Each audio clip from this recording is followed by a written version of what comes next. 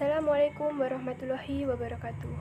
Puji syukur kehadirat Tuhan Yang Maha Esa yang telah memberikan limpahan rahmat, nikmat, dan hidayahnya sehingga kami dapat menyelesaikan tugas dari mata kuliah perilaku konsumen dagang syariah dengan tepat waktu. Dan pada kesempatan kali ini, kami dari kelompok 1 akan mempresentasikan materi tentang motivasi konsumen. Di dalam materi ini menyangkut beberapa topik, yaitu definisi dan tujuan motivasi konsumen, kemudian dinamika motivasi konsumen, yang ketiga konflik motivasi, yang keempat teori-teori kebutuhan serta konsep Islam tentang kebutuhan.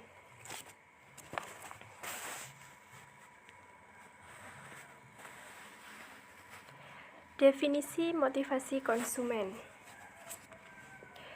Memahami perilaku konsumen dan mengenal pelanggan adalah tugas penting bagi para produsen. Untuk itu, pihak produsen atau perusahaan yang menghasilkan atau menjual produk yang ditujukan pada konsumen harus memiliki strategi yang jitu. Motivasi berasal dari bahasa Latin, yaitu mover, yang artinya dorongan. Motivasi menjadi penting agar konsumen mampu mendapatkan tujuan yang diinginkan secara optimal.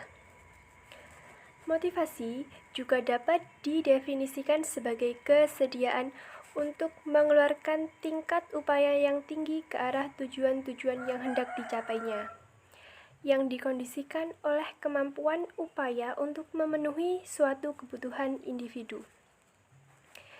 Menurut William J. Stanton, menyatakan bahwa motivasi adalah kebutuhan yang distimulasi yang dicari oleh individu yang berorientasi pada tujuan untuk mencapai kepuasan.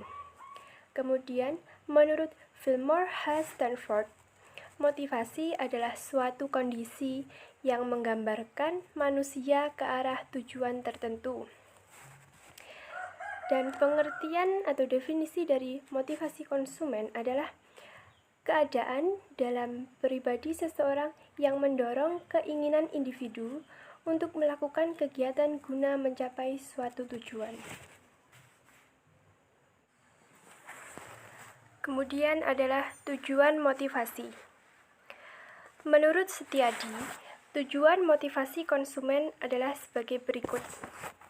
Pertama, meningkatkan kepuasan. Yang kedua, untuk mempertahankan loyalitas. Yang ketiga, efisiensi. Yang keempat, efektivitas. Dan yang kelima, untuk menciptakan hubungan yang harmonis antara produsen atau penjual dengan pembeli atau konsumen. Motivasi konsumen yang dilakukan oleh produsen sangat erat sekali hubungannya dengan kepuasan konsumen atau consumer satisfaction. Untuk itu, perusahaan selalu berusaha untuk membangun kepuasan konsumen, consumer satisfaction development, dengan berbagai cara. Di antaranya, yang pertama, mengetahui nilai yang didapat oleh konsumen. Dalam hal ini, ada rumus untuk mengetahui nilai yang didapat oleh konsumen tersebut, yaitu CDV sama dengan TCV dikurangi TCC, yang mana CDV yaitu Consumer Development Value dan TCV Total Consumer Value dan TCC Total Consumer Cost. Kemudian yang kedua, meningkatkan penawaran dengan 3 cara.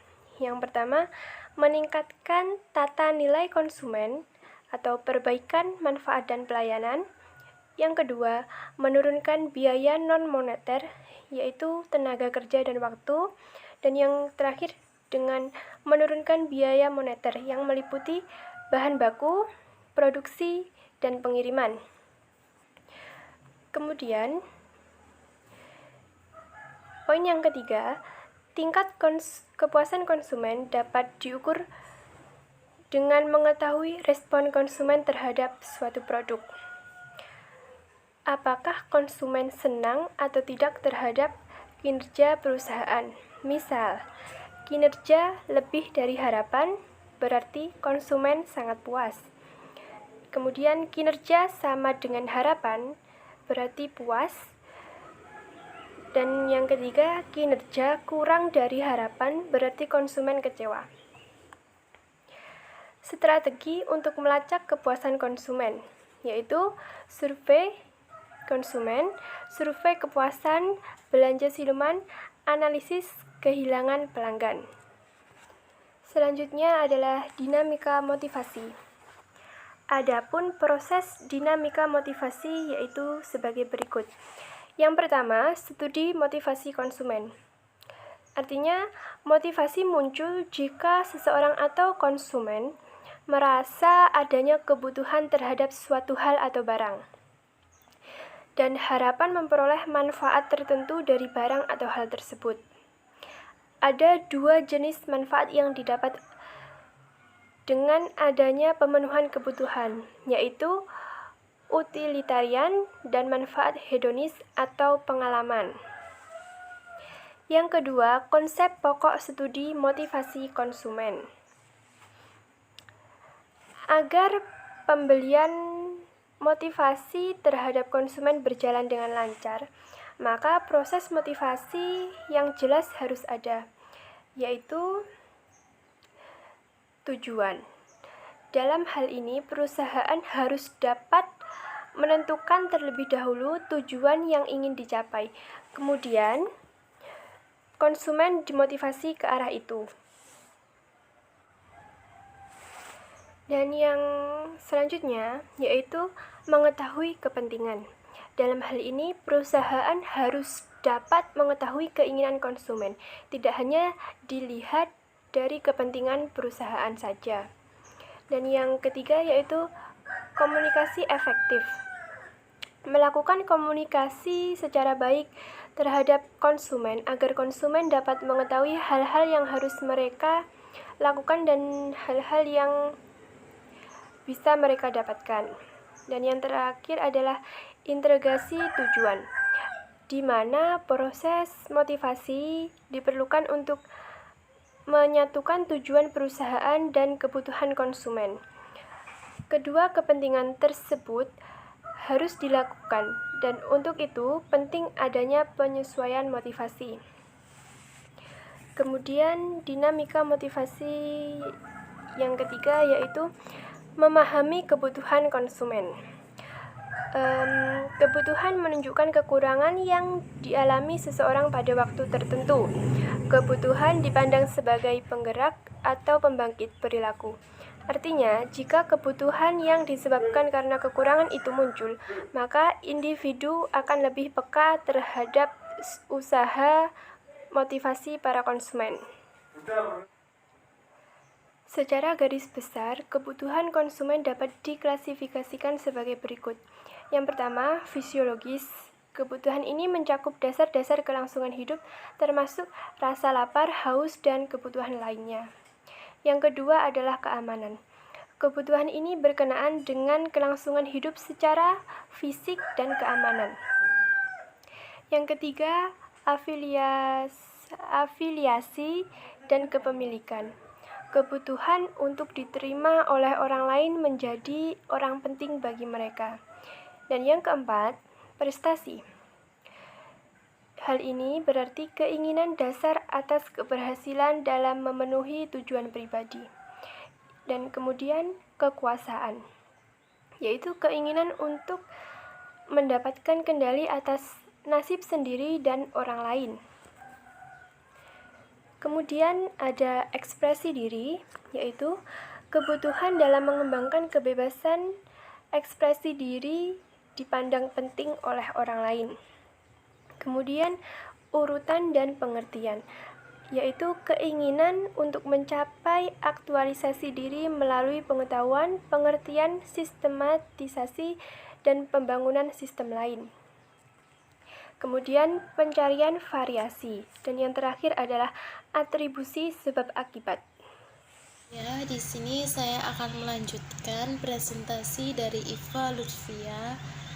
dengan materi, definisi, dan tujuan motivasi konsumen. Teori-teori kebutuhan.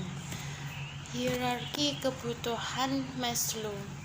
Hierarki kebutuhan mengikuti teori jamak, yakni sebagai seseorang berperilaku karena adanya dorongan untuk memenuhi bermacam-macam kebutuhan.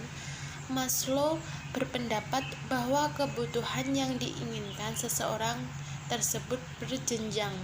Artinya, jika kebutuhan yang pertama telah terpenuhi, kebutuhan tingkat terpenuhi akan muncul menjadi yang utama. Selanjutnya, jika kebutuhan tingkat kedua telah terpenuhi, muncul kebutuhan tingkat ketiga, dan seterusnya sampai tingkat kebutuhan kelima. Dasar teori kebutuhan Maslow. Yang pertama, manusia adalah makhluk sosial yang memiliki keinginan. Ia selalu menginginkan yang lebih banyak. Keinginan ini terus-menerus dan hanya akan berhenti bila akhir hayatnya tiba. Yang kedua, suatu kebutuhan yang telah dipuaskan tidak menjadi alat motivator bagi pelakunya. Hanya kebutuhan yang belum terpenuhi yang akan menjadi motivator. Yang ketiga, kebutuhan manusia tersusun dalam suatu berjenjang. Teori Aldebaran, yaitu teori Maslow bahwa setiap orang mempunyai kebutuhan yang tersusun dalam suatu hierarki. Akan tetapi, hierarki kebutuhan Aldebaran memiliki 3 perangkat. Yang pertama, eksistensi, yaitu kebutuhan yang dipuaskan oleh faktor-faktor seperti makanan, air, udara, upah, dan kondisi kerja. Yang kedua, keterkaitan, yaitu kebutuhan yang dipuaskan oleh hubungan sosial dan hubungan antar pribadi yang bermanfaat. Yang ketiga, pertumbuhan adalah kebutuhan di mana individu merasa puas dengan membuat suatu kontribusi yang kreatif dan produktif. Teori 2 faktor dari Herzberg, yaitu mengembangkan teori kepuasan yang disebut teori 2 faktor puas. Teori kebutuhan Max Callan, yaitu kebutuhan yang dipelajari melalui kehidupan dalam suatu budaya. Seseorang belajar tentang kebutuhan dengan mempelajarinya. Max Callan mengajukan 3 kebutuhan yang dipelajari melalui kebutuhan kebudayaan, yaitu berprestasi, berafiliasi, dan berkuasa. Konsep Islam tentang kebudayaan. Kebutuhan adalah senilai dengan keinginan, di mana keinginan ditentukan oleh konsep kepuasan. Dalam perspektif Islam, kebutuhan ditentukan oleh konsep maslahah. Pembahasan konsep kebutuhan dalam Islam tidak dapat dipisahkan dari kajian perilaku konsumen dari kerangka maqasid syariah atau tujuan syariah. Yang pertama, konsep maslahah sangat tepat untuk diterapkan. Yang pertama, daruriyah atau kebutuhan, yaitu sesuatu yang wajib adanya yang menjadi pokok kebutuhan hidup untuk menegakkan kemaslahatan manusia. Yang kedua, hajiyah atau pelengkap,